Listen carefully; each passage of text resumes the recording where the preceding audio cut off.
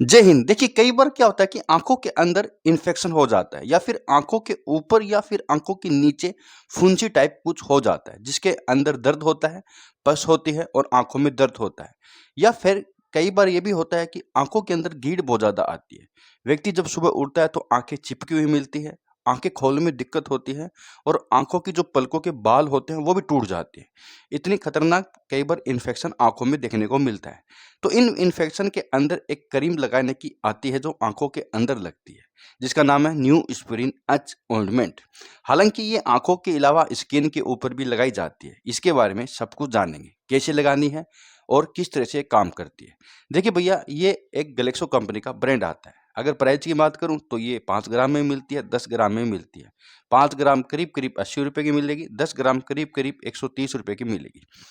हालांकि ये ऐसे लगाने की नहीं आती, आई स्पेशलिस्ट या स्किन स्पेशलिस्ट डॉक्टर इसको प्रिस्क्राइब करेंगे। ऐसे आप भी सेल्फ यूज नहीं करना है। इस क्रीम का बेनिफिट ये है कि ये महिलाओं के अंदर, प्रेगनेंसी के अंदर भी लगाई जा सकती है और बच्चों के अंदर, बड़ों के अंदर, छोटे बेबी के अंदर भी लगाई जा सकती है, क्योंकि बच्चों और बेबी के अंदर भी ये प्रॉब्लम हो जाती है आसानी से।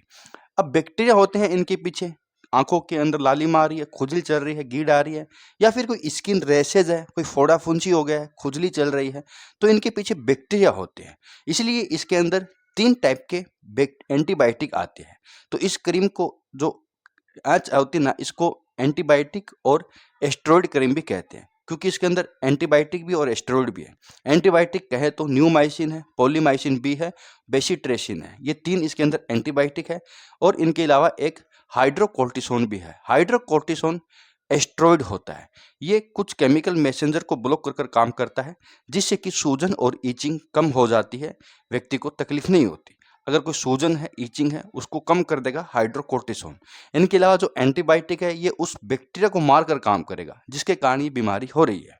तो उन बैक्टीरिया को मारने से आगे प्रॉब्लम बढ़ने से रुक जाती है और धीरे धीरे ठीक हो जाती है।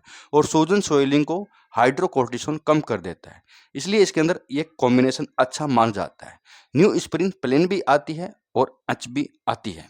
प्लेन के अंदर हाइड्रोकोर्टिसोन नहीं आता, लेकिन एच के अंदर हाइड्रोकोर्टिसोन आता है, जो कि प्लेन से भी अच्छा बेनिफिट करता है।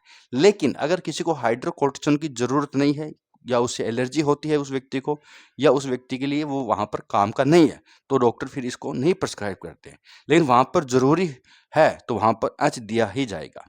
अब देखिए, लगाना कैसा है। आपको उँगली पे लगा के ही लगाना है।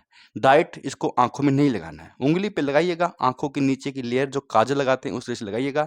रात को सोते समय ज़रूर लगाइएगा, जिससे कि पूरी रात ये अच्छा काम कर सके और व्यक्ति जब सुबह उठे तो आँखें चिपकी हुई ना मिले। तो आँखों के अंदर लगाना है उँगली की सहायता से। इनके अलावा कोई फोड़ा है, कोई स्किन रैशेज़ है, उसके ऊपर भी आप उँगली से ही लगाइएगा। करीब-करीब 1, 2, 3, 4 दिन तक ये लगाई जाती है कंटिन्यू। दिन में 2 से 3 बार लगा लीजिएगा, व्यक्ति पूरा ठीक हो जाता है।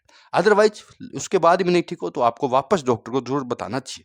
इसके साथ कुछ गोलियाँ भी दी जा सकती है, एंटी एलर्जिक, एंटी हिस्टामिन या फिर एंटीबायोटिक, तो वहाँ पर भी उससे भी आराम मिल जाता है। हालाँकि व्यक्ति 1 वीक से पहले-पहले ठीक हो जाता है।